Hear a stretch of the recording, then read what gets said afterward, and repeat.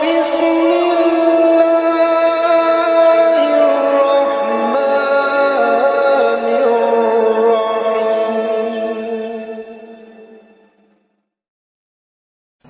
الله الرحمن الرحيم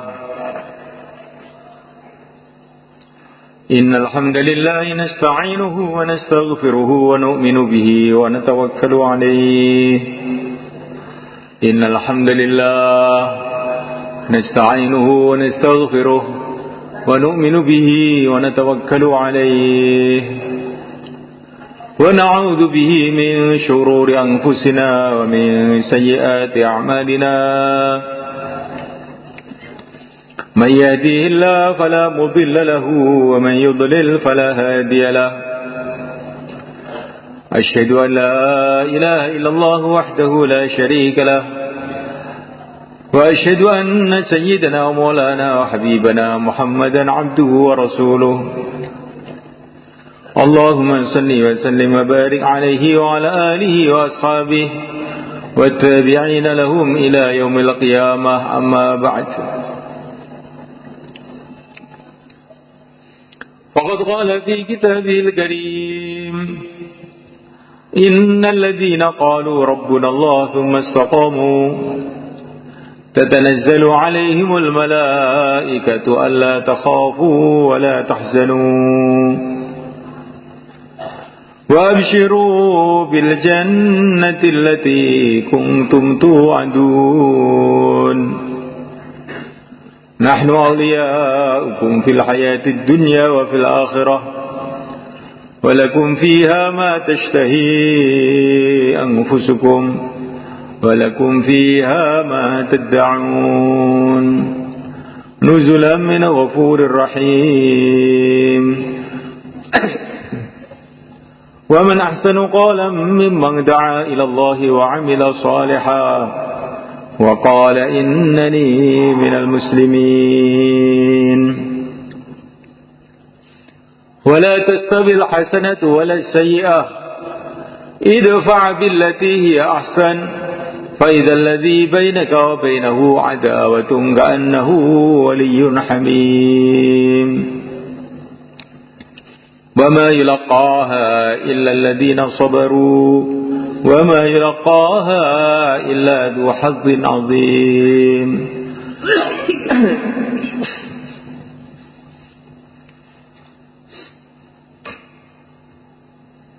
Hadirin yang dimuliakan Allah SWT,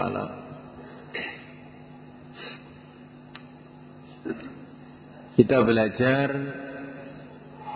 memahami segala sesuatu itu sesuai dengan berita yang datang dari Rasulullah SAW dari Allah Subhanahu wa Ta'ala.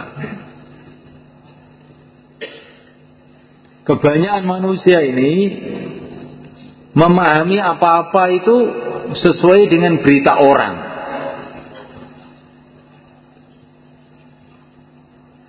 Kalau anak-anak pelajar itu kamu tanya, kenapa kamu sholat? Katanya, nah gitu. Katanya orang-orang kalau dapat ijazah itu nanti jadi kaya. Katanya orang.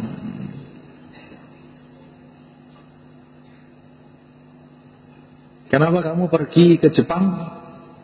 Katanya kerja di sana itu gajinya sebulan 10 juta. Katanya siapa? Katanya orang-orang.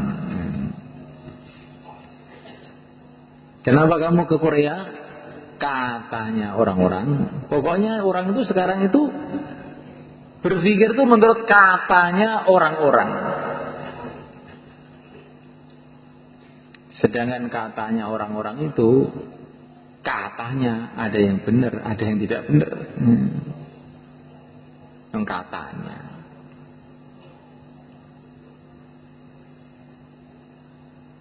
Orang kerja di Jepang gajinya 10 juta. Kelihatannya rizkinya tambah, belum tentu. Ini ada teman di sini kerja di Arab, di Maret. Gajinya setiap bulan 6 juta. Mulai dia dapat gaji mulai mertuanya di rumah sakit,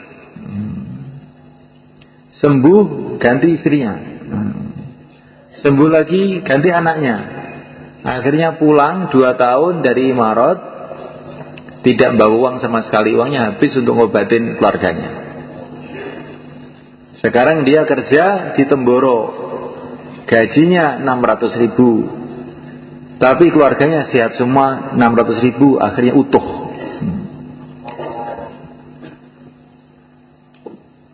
Ini kelihatannya bicara duit nih, tapi ini sebenarnya bicara iman.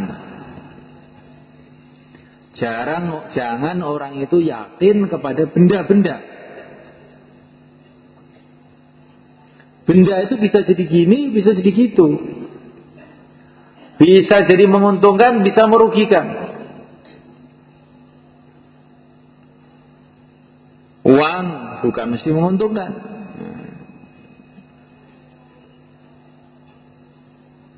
Ada orang bawa uang pergi ke kota, bisa beli sate, beli gulai, kelihatannya menguntungkan. Ada sampai di kota, ketahuan pencopet, dicopet, akhirnya dia sedih nangis. Sebabnya apa? Sebabnya dia punya uang. Kalau dia tidak punya uang, tidak dicopet.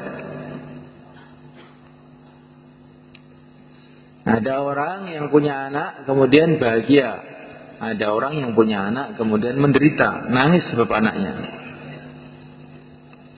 Begitulah benda-benda di dunia ini. Tidak ada yang pasti baik, itu tidak ada. Yang mesti jelek juga tidak ada. Kadang-kadang perkara itu kelihatannya jelek tapi ternyata baik. Bukan mesti jelek, tidak. Nabi Yusuf alaihissalam dimasukkan sumur, dijual ke Mesir sebagai budak, kelihatannya jelek, tapi akhirnya malah jadi raja di negeri Mesir.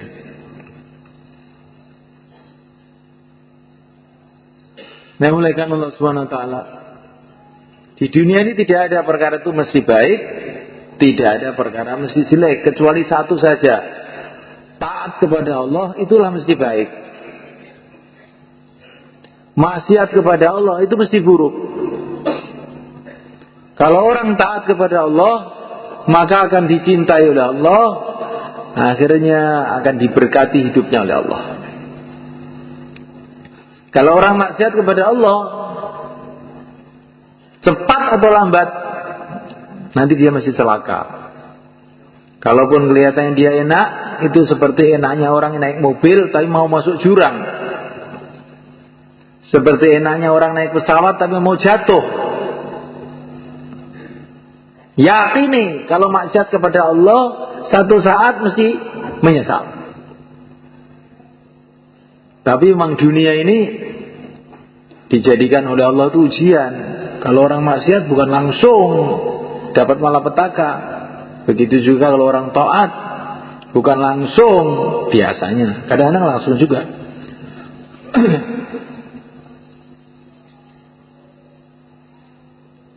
Berita-berita dari mana saja itu mungkin benar, mungkin salah.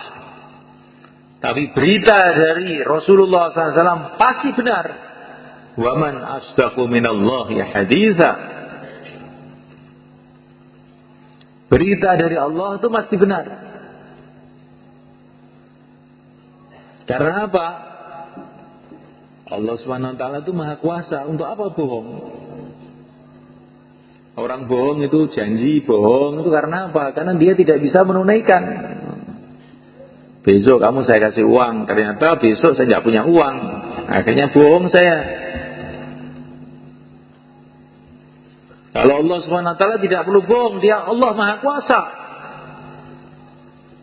Allah menciptakan alam semesta dengan kun fayakun, jadilah maka jadi. Maka berita yang bersumber dari Allah SWT yang diberikan oleh yang mulia utusan Allah Nabi Agung Muhammad SAW itu pasti benar. Termasuk berita mengenai Ramadan ini. Kalau menurut orang, menurut manusia, Ramadan dengan bukan Ramadan ini ya serupa saja. Kalau Ramadan ya matahari dari timur tenggelam di barat sama. Ramadan dengan tidak Ramadan ya serupa. Tapi berita dari Rasulullah SAW, dari Allah Subhanahu Wa Taala, Ramadan ini luar biasa. Ini bulan yang penuh dengan barokah, kata Nabi. Syahrun mubarak, bulan yang penuh dengan barokah. Bulan yang doa-doa dimakbulkan. Bulan begitu hebatnya bulan itu, sehingga ini di negeri akhirat sana. Akhirat itu sudah ada, cuman kita belum ke sana. Kata Nabi, di negeri akhirat sana, waktu Ramadan pintu-pintu surga dibuka semua. Allah berfirman kepada surga, "Hei surga, berhiaslah, siap-siaplah untuk menyambut hamba-hambaku yang soleh, yang sebentar lagi akan datang ke sini." Maksudnya orang-orang puasa. Pintu-pintu neraka ditutup. Dan neraka itu kan memang belum waktunya untuk mengadab, ini belum kiamat. Tapi ini ditutup, biasanya dibuka, ini ditutup untuk Ramadan ini. Seolah-olah Allah Subhanahu Wa Taala itu ingin memberitahu kepada kita, ini pintu-pintu kejahatan itu sudah saya tutup. Pintu-pintu menuju neraka sudah saya tutup. Jangan kamu usil di dunia, buka-buka pintu neraka. Pintu-pintu surga sudah saya buka. Jalan-jalan menuju surga sudah saya mudahkan. Jangan sampai kamu tidak usaha untuk berjalan menuju surga. Insyaallah malaikat. Masya Allah.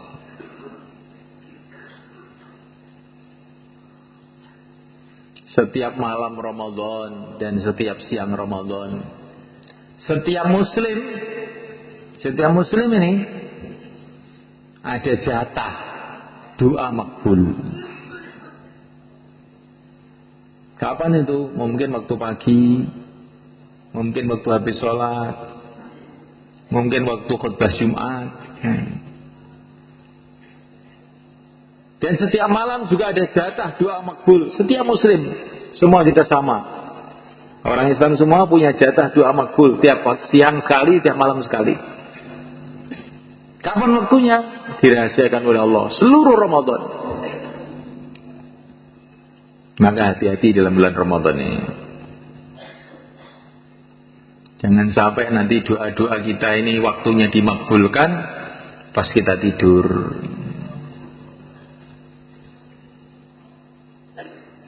Waktu doa-doa kita tidak ada jatah, menggebu-gebu doa, Allahumma, Allahumma, Allahumma. Pintu dibuka, tidur.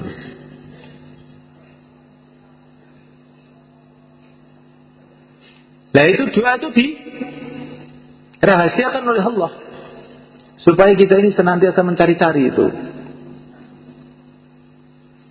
Tetapi umpama kita ini berdoa di waktu-waktu bukan jatahnya, tetap dapat pahala juga, tetap dapat manfaat juga. Tapi kalau doa kita ini kita panjatkan kepada Allah pas jatahnya, pas waktunya itu, doa itu akan cash makbul. Maka ada orang datang kepada Sayyidina Umar radhiyallahu ta'ala anhu, saya ini ada masalah begini, gimana? Kamu doa mulai maghrib sampai pagi. Jangan ngantuk sedikit pun. Nanti selesai masalah kamu. Bagaimana kalau malam Jumat? Malam Ramadan lagi. Nanti kita doa menteleng sampai subuh. Bagaimana? Bisa nggak? Jangan kalah dengan supir bis. Untuk mencari uang beberapa rupiah, menteleng mulai Surabaya sampai Jakarta. Jangan kalah dengan satpam untuk jaga maling, siap menteleng, berdiri semalam suntuk. Jangan kalah dengan orang Temboro, nurut banyu suwi utuh. Untuk mendapatkan apa? Mendapatkan air. Kalau dapat air, terus gimana? Belum tentu panen juga. Kalau sudah panen, belum tentu manfaat juga. Gitu loh, kalau dapat air belum tentu panen. Kadang-kadang dapat air ya nggak panen. Itu orang petani semua tahu. Kadang-kadang dapat air nggak panen juga. Setelah panen itu belum tentu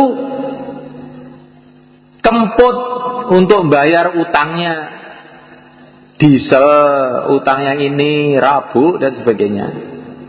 Kalaupun kemput, belum tentu uang itu bermanfaat untuk kita. Kadang-kadang uang itu malah jadi masalah di keluarga kita. Anaknya minta sepeda motor, istrinya minta mobil. Bingung sendiri. Umpama nggak punya duit, sebetulnya diam aja semua. Gara-gara kelihatan ada duit, akhirnya geger semua. Akhirnya ditegasi, nggak boleh. Ini uang disimpan, nggak boleh. Akhirnya istrinya lari ke Korea. Ayo, ini gara-gara nurut banyu tadi kayak gitu. Coba semua lihat. Kenapa ke Korea? Pikirannya kalau dapat duit beruntung, ke Korea dapat duit. Ternyata tidak beruntung. Di rumah sudah berantakan semua. Anaknya ke terminal, suaminya nggak tahu kemana. Gitu. Akhirnya orang tadi bingung di rumahnya, tambah menderita. Hidup dalam kebingungan. Itulah dunia sebenarnya.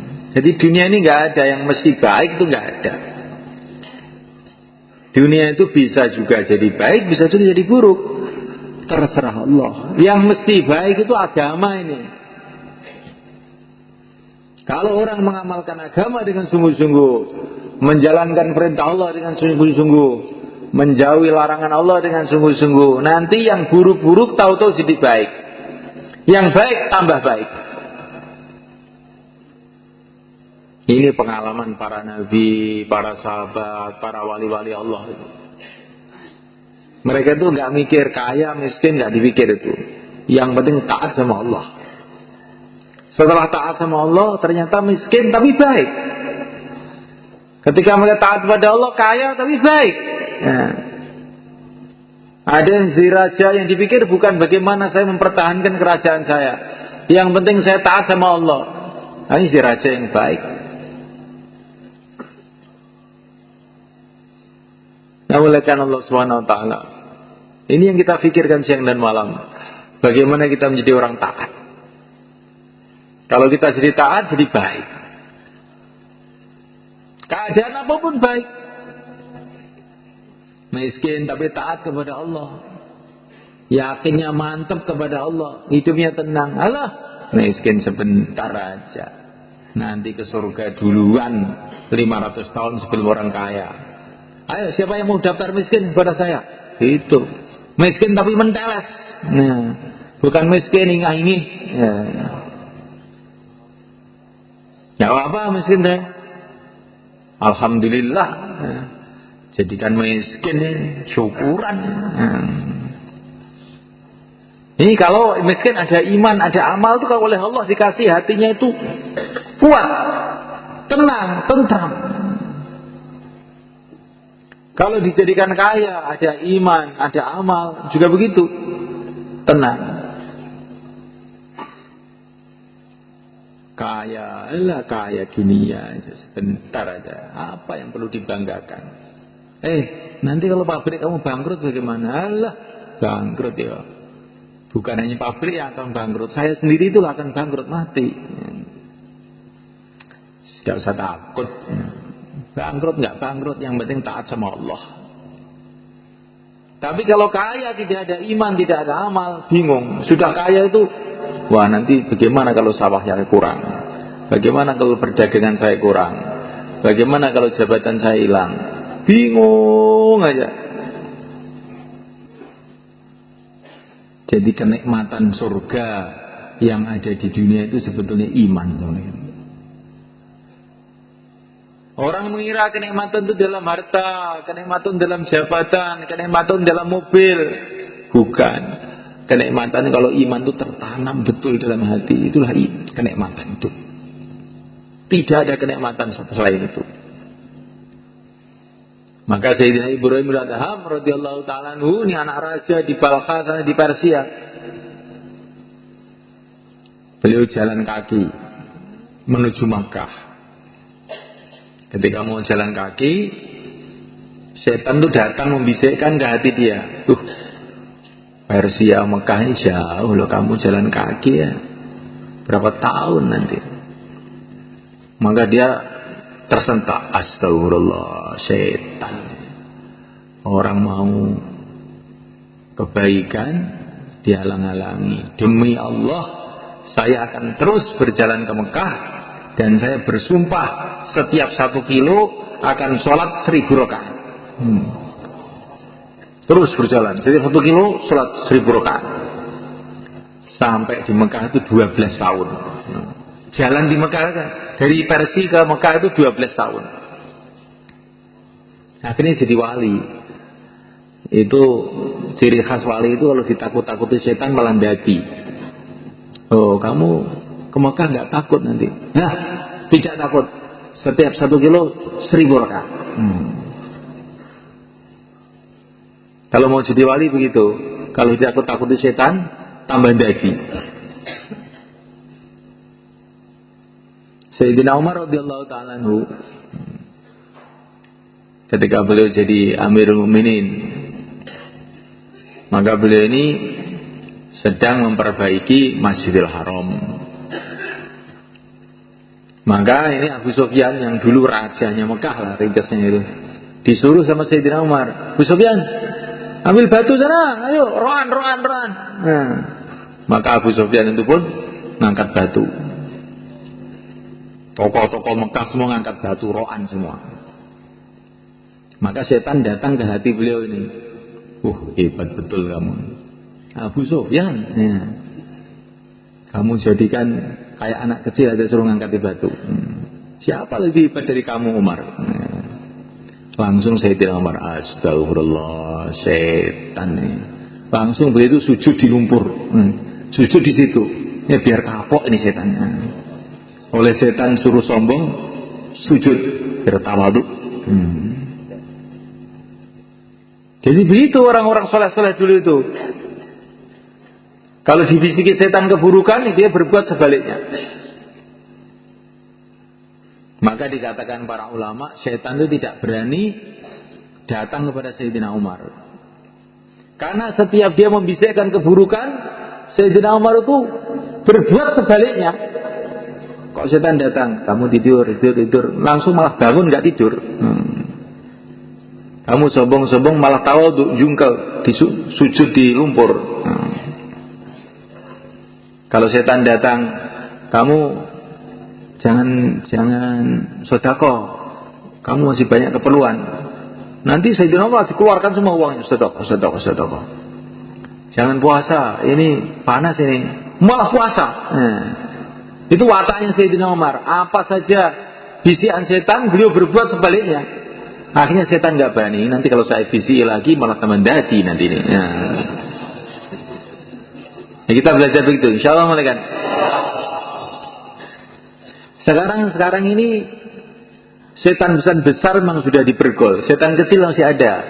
Katanya Maulana Zakaria, setan kecil masih ada.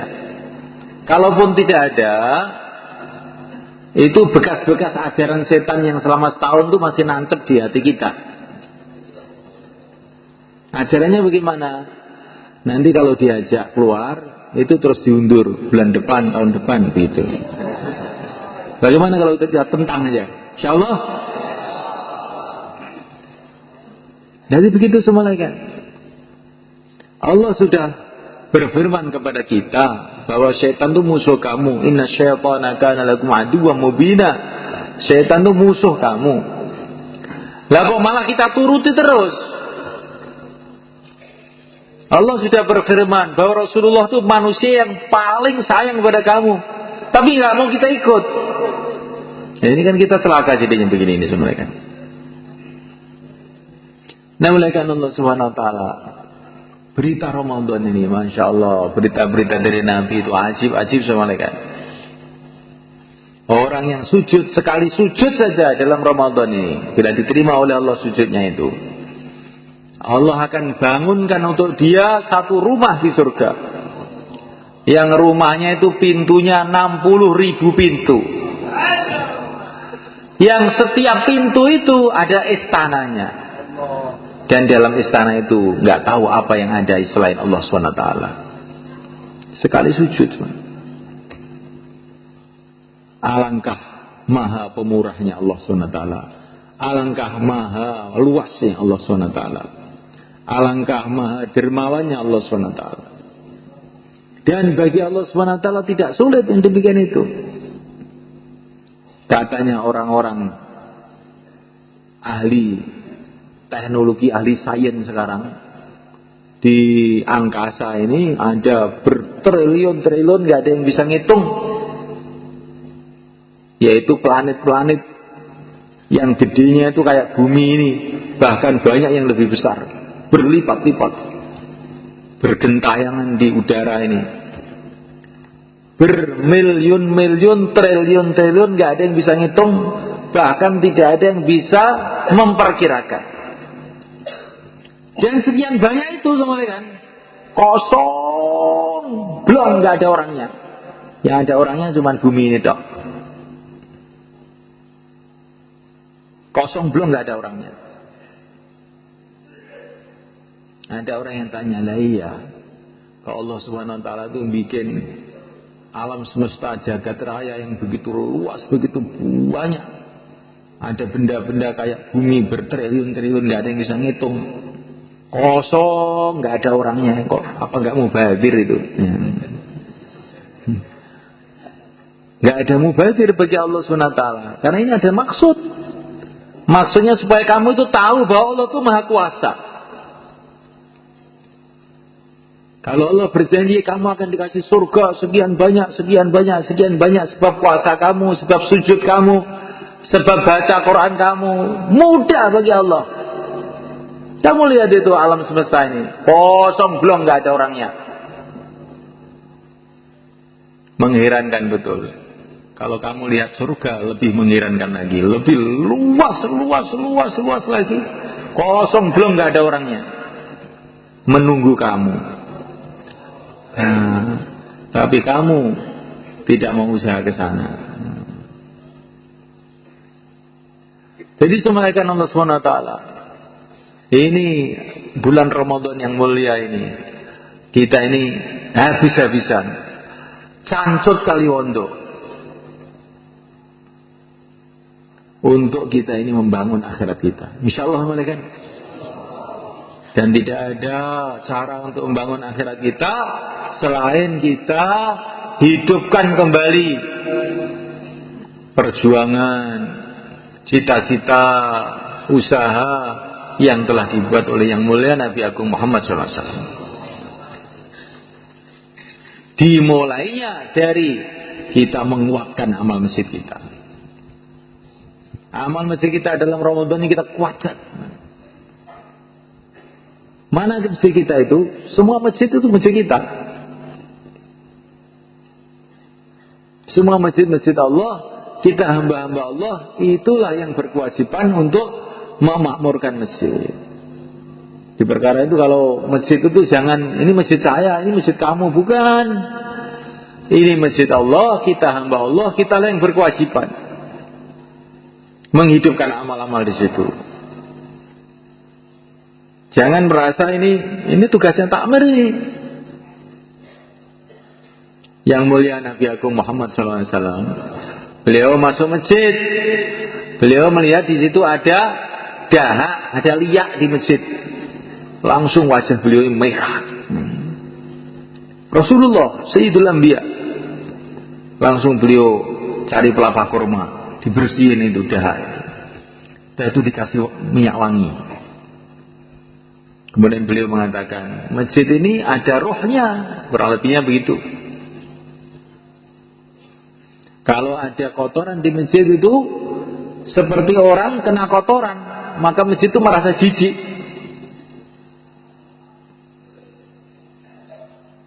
Masya Allah. Maka kita ini harus menganggap diri kita ini, meyakini kita ini hamba Allah, masjid Allah. Kita yang berkhidmat masjid, kita yang membersihkan, kita pula yang memakmurkan. Insya Allah malaikat makmurkan masjid kita dengan amalan Rasulullah SAW, makmurkan dengan dakwah, sehingga masjid kita nanti akan jadi asbab hidayah untuk banyak orang yang Allah kehendaki. Ada masjid Rasulullah SAW di Madinah Al-Munawwarah. Masjidnya sangat sederhana semuanya. Tiangnya dari gelugu kurma, lantainya dari tanah, atapnya dari daun-daun kurma. Kalau hujan pada bocor. Gak ada lampu di masjid itu. Tetapi masjid ini telah jadi asbab negara-negara masuk Islam, raja-raja masuk Islam, bangsa-bangsa masuk Islam. Hati-hati yang gelap telah menjadi terang benderang gara-gara masjid Madinah ini. Semoga begitulah masjid kita semuanya. Karena nilai masjid itu bukan menurut bangunannya, nilai masjid itu menurut orangnya. Itu Ka'bah, jadi masjid yang sangat istimewa. Barang siapa yang sholat di sana, pahalanya 100.000 kali sholat. Kenapa? Di antara sebabnya, karena itu masjidnya para nabi. Mulai Mbah Nabi Adam sampai Nabi terakhir, yang mulia Nabi Agung Muhammad SAW, pernah beribadah di sana. Yang bangun Nabi Ibrahim, kulinya Nabi Ismail, kulinya itu loh Nabi. Makanya masjidnya jadi istimewa. Di masjid itu bukan istimewanya kalau lantainya keramik atau marmer, bukan itu. Yang di masjid itu siapa? Walaupun masjid itu sederhana, tapi yang di masjid itu Sayyidina Abu Bakar Siddiq radhiyallahu ta'ala anhu, Sayyidina Umar radhiyallahu ta'ala anhu. Maka ini masjid paling istimewa di dunia. Itulah Masjid Madinah Al-Munawwarah. Orang-orang kafir masuk Masjid Nabawi, berubah pikirannya, berubah hatinya, sehingga orang-orang kafir jadi wali-wali Allah. Sekarang masjid kita ini sudah gede, alhamdulillah. Ini masjid ini lebih gede dari Masjid Nabawi pada zaman Nabi. Wis gede, wis apik ya. Karek wong engko bengi tikak ora karek kuwi nang ngene. Wong Ramadan kok yo mulih ku arek nyapo, gitu. Ramadan ki amalane etika. Ramadan malam Jumat mulih, niku yo patut. Patut napa tenan? Ketinggalan mboten patut. Wis cara didelok nek welek jan masyaallah. Ramadan malam Jumat mulih ora etika. Kuwi kayane wong tuwek umur 70 tahun ngau kathok endek. Undla-undli. Wis ngoten niku. Didelok tok langsung mata beleken. Niki datang di Domudin wae. Kalau di Domudin kita ini kalau Ramadan ini amalan 24 jam mulai kan. Pagi hari bayan hidayah mengeluarkan jamaah. Malam hari terawih panjang-panjang, kadang-kadang sampai jam 11 sampai jam 12 baru selesai terawih itu. Terawihnya panjang-panjang. Masih juga pengeluaran jamaah pagi-pagi, Masya Allah. Siapa yang punya cita-cita masjid kita jadi begitu? Insya Allah kita semuanya. Masjidnya kecil di Domudin itu, tapi amalannya besar. Sehingga jadi asbab hidayah hidupnya agama di London, hidupnya agama di Rusia. Kemarin saya baru dapat cerita jamaah yang dikirim ke Rusia, jamaah Malaysia kemarin datang ke sini. Bagaimana dia masuk di hutan-hutan Rusia itu, musim salju, musim dingin, masuk ke kampung, terus membuat pertemuan habis ngisya. Dia mengira di kampung seperti ini mana ada orang mau datang. Musim dingin lagi, es di mana-mana es. Nggak ada listrik lagi kampung itu, gelap. Tapi dia elan, jauhlah. Pagi hari, sore hari jauhlah. Nanti malam habis isya ada pertemuan. Setelah habis isya tahu-tahu loh, ada apa ini? Ternyata orang-orang pada datang tuh naik kuda mereka.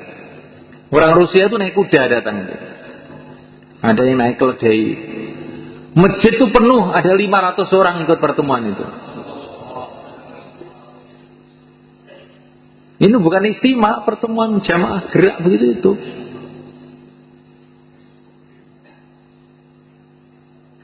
Masya Allah, ini barokahnya fikirnya Syekh Ilyas 90 tahun yang lalu.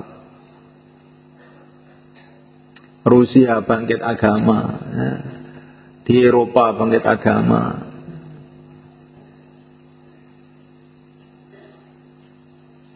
di Amerika bangkit agama, di Temboro bangkit agama, di Sumberjo bangkit agama. Sumberjo Pak ini agama jambian, saiki Masya Allah. Tunggu serban ngapal nih Quran. Disemulaikan Allah SWT. Alangkah indahnya hidup beberapa hari ini, 60 tahun, 70 tahun. Terus kita ini hidup jadi asbab hidayah untuk banyak orang. Maka dakwah kita hidup, kita kuatkan waktu Ramadan ini mereka. Bentuk jamaah-jamaah sebanyak-banyaknya. Kefahaman bahwa Ramadan itu adalah bulan di rumah, itu harus kita buang jauh-jauh. Rasulullah pergi ke Badar waktu Ramadan. Rasulullah Fathu Mekah, penaklukan Mekah waktu Ramadan. Jadi Ramadan itu juga bulan ibadah, juga bulan penyebaran agama. Maka kita bentuk jamaah-jamaah 4 bulan, 40 hari. Barangkali nanti dapat Lailatul Qadar dalam Ramadan ini. Kalau orang dapat Lailatul Qadar itu semulai kan doa-doanya makbul. Yang tadinya orang hatinya keras, duit aja hatinya berubah. Karena disalami oleh malaikat Jibril, jadi lembut, mikir akhirat. Itu kalau orang dapat Lailatul Qadar itu begitu itu. Doa-doa makbul, asalnya belajar ilmu nggak masuk-masuk. Mudzakarah nafsi sifat lali terus. Ataupun ingat nggak bisa mengamalkan. Berkat doanya Lailatul Qadar berubah, ilmu jadi mudah. Cepat paham. Ibadah jadi ringan, enteng. Ini barokahnya. Orang itu mendapatkan barokahnya doa-doa Lailatul Qadar, doa-doa Ramadan. Lah untuk mendapatkan itu paling baik dengan kita keluar jalan Allah. Insyaallah kan? I'tikaf di masjid kita hidupkan. Nanti kalau kita keluar i'tikaf juga. 5 amal masjid kita hidupkan. Kalau kita keluar 5 amal masjid kita hidupkan juga. Jamaah-jamaah kita keluarkan. Dengan kita keluar akan kita bentuk jamaah-jamaah. Tahajud kita hidupkan. Dengan kita keluar, maka tahajud pun mudah kita hidupkan. Maka Ramadan ini bulan dakwah di samping bulan ibadah. Insyaallah malaikat. Banyak orang yang dapat hidayah, banyak orang jadi wali-wali Allah dalam bulan Ramadan ini. Orang itu tahu-tahu berubah karena kesungguhannya dalam bulan Ramadan tahu-tahu berubah. Jadi orang yang dekat kepada Allah, jadi orang-orang ahli ibadah, jadi orang-orang ahli dakwah, jadi orang-orang ahli ilmu. Maka jangan sampai kita sia-siakan detik-detik Ramadan ini. Ini sudah tidak terasa, sudah hampir separuh nih Ramadan kita dapat. Nanti tanpa terasa tiba-tiba, loh kok sudah hampir habis. Itulah umur manusia semelekan. Rasanya masih muda, tahu-tahu loh wis 30. Tahu-tahu sudah 40. Tahu-tahu sudah 50. Tahu-tahu sudah dekat kuburan. Nah, tapi masih mikir yang lain-lain juga. Alam ya'ni lilladzina amanu an tahsya qulubuhum li dzikrillah. Orang-orang beriman itu apa belum waktunya toh untuk hatinya tenang menikmati zikir kepada Allah itu? Apa belum waktunya? 40 tahun di dunia, 50 tahun di dunia belum pernah merasakan nikmatnya zikrullah. Belum pernah berhubungan yang sungguh-sungguh dengan Allah. Belum pernah nangis pada waktu malam, ya. Belum pernah usaha akhirat sungguh-sungguh. Apa kita nggak rugi semua kan? Apakah belum waktunya kita bertaubat? Sudah waktunya, mau kita undur kemana lagi? Apa belum waktunya kita ini mikirkan akhirat dengan sungguh-sungguh? Sedangkan akhirat itu tambah hari tambah dekat, tambah hari tambah dekat. Apa belum waktunya kita ini berlezat-lezatan dengan zikrullah, dengan sholat, dengan tarawih? Terus kapan kita ini? Kapan kita ini akan merasakan seperti yang dirasakan para sahabat dulu? Tarawih semalam-malam suntuk, zikir semalam-malam suntuk. Kapan nanti akan kita rasakan? Kalau hidup sekali ini kita tidak bisa merasakan itu, betul-betul hidup kita ini hidup yang rugi. Nah, waktunya Ramadan ini, insya Allah kan? Waktu Ramadan ini waktu yang sangat baik ini. Bulan barokah. Barokah itu apa toh? Barokah itu kebaikan-kebaikan datang tanpa kita sangka-sangka. Itu namanya barokah. Maka Ramadan ini Nabi katakan ini bulan barokah. Akan datang kebaikan-kebaikan yang tidak disangka-sangka. Kalau kita jaga adab kehormatan Ramadan ini, akan datang kebaikan-kebaikan yang tidak disangka-sangka. Urusan perjuangan kita, urusan dakwah kita. Akan datang kebaikan-kebaikan yang tidak disangka-sangka. Urusan keluarga kita. Akan datang kebaikan yang tidak disangka-sangka. Urusan ekonomi kita. Akan datang urusan yang tidak, kebaikan-kebaikan yang tidak disangka-sangka dalam macam-macam urusan. Karena ini bulan barokah, syahrun mubarak. Pakai syarat kita jaga kehormatan bulan ini. Puasanya, tarawihnya, tahajudnya, sedekahnya, dakwahnya, ta'limnya. Maka Allah Subhanahu wa taala tidak akan menyia-nyiakan kita. Insyaallah kan? Semua orang punya masalah. Nah, Ramadan inilah kesempatan kita menyelesaikan masalah dengan berhubungan kepada Allah yang bisa menyelesaikan segala masalah. Inilah kesempatan mereka. Masalah ini, masalah itu, masalah ini, masalah itu, masalah besar, masalah kecil, bagi Allah Subhanahu wa taala semua kecil aja. Dan Allah pun untuk menyelesaikan masalah kita ini punya sejuta cara. Triliun-triliun cara, nggak ada batas. Yang tidak kita kira-kira. Sayyidina Ali radhiyallahu ta'ala satu hari melihat istrinya Sayyidah Fatimah radhiyallahu ta'ala, putri Nabi, sedang sakit. Maka Sayyidina Ali mengatakan, Fatimah, kamu ingin apa? Saya ingin buah delima. Maka Sayyidina Ali pun pergi ke pasar, uangnya cuma cukup untuk membeli delima satu aja. Beli delima satu, dibawa pulang. Di tengah jalan ada orang miskin di pinggir jalan minta-minta.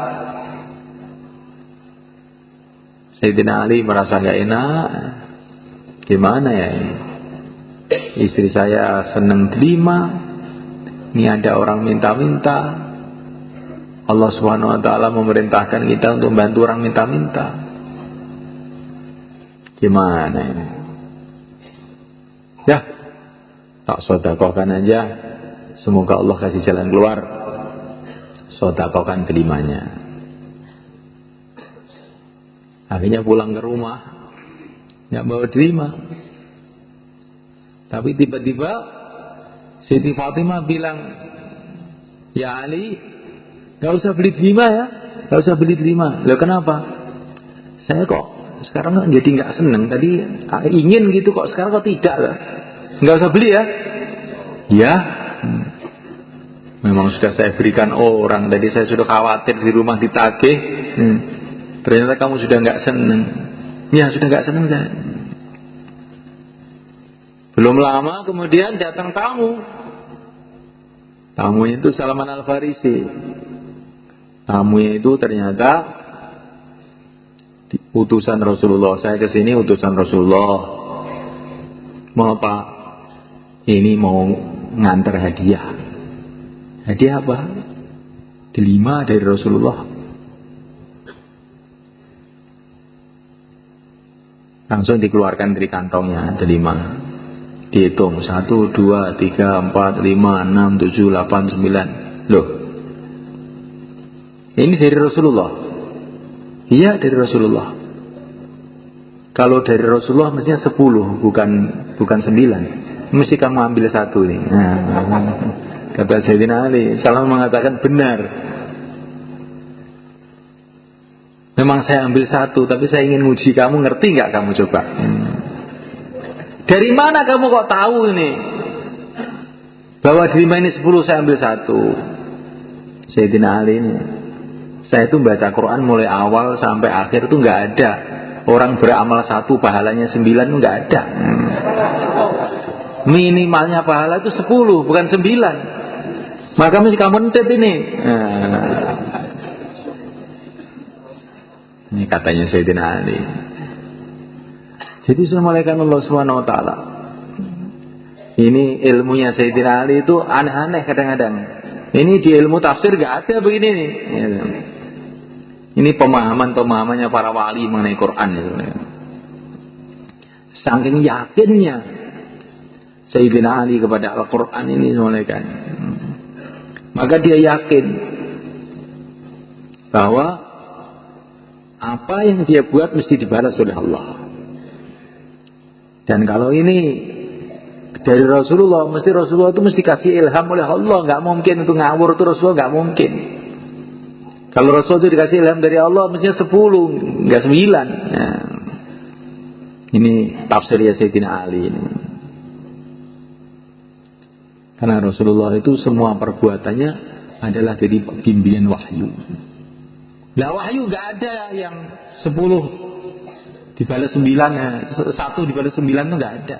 Man jaa bil hasanati falahu asyru amsalha. Balasannya 10. Lah saya ini sudah sedekah kok nggak ada balasannya Pak ya. Mungkin balasannya tidak di sini, balasannya di akhirat. Atau mungkin sedekah kamu itu kurang ikhlas. Sedekah dengan cemberut. Sayyidina Ali itu sedekahnya dengan yakin. Ini perintah Allah. Maka kalau kita sedekah itu dengan ikhlas. Tandanya ikhlas itu gimana sedekah itu? Yang memberi dengan yang diberi itu lebih gembira yang memberi. Kalau kamu ngasih orang, kok kamu tampak lebih gembira daripada yang dikasih, itu tanda-tanda ikhlas. Tanda ya. Karena berarti kamu yakin dengan janji Allah, orang yang memberi akan dikasih berlipat ganda. Tapi kalau memberi dengan ngomel, bolak-balik sawai yo jaluk itu. Ini berarti tondo-tondo orang ikhlas. Nah, mulai karena Allah Subhanahu wa taala. Maka kita pun nanti kalau ditasya untuk keluar, itu berangkat dengan ikhlas supaya kita dapat pertolongan Allah. 4 bulan itu berdiri itu dengan gembira, Masya Allah. Kalau saya membela agama Allah, Allah akan bela saya. Beruntung saya. Maka berangkat itu dengan gembira, bukan dengan cemberut. Insya Allah mana kan? Maka yang mau keluar 4 bulan, 40 hari, tambah masa, sisa masa, silakan berdiri ke selatan. Monggo. Dengan gembira berangkat. Nah, bismillah. Monggo. 4 bulan, 40 hari Ramadan. Monggo. Termasuk yang 10 hari juga. Yang mau keluar 10 hari, monggo. Nah, silakan ke sana. Monggo sing badhe sedasa dinten niki 10 hari Ramadan. Monggo.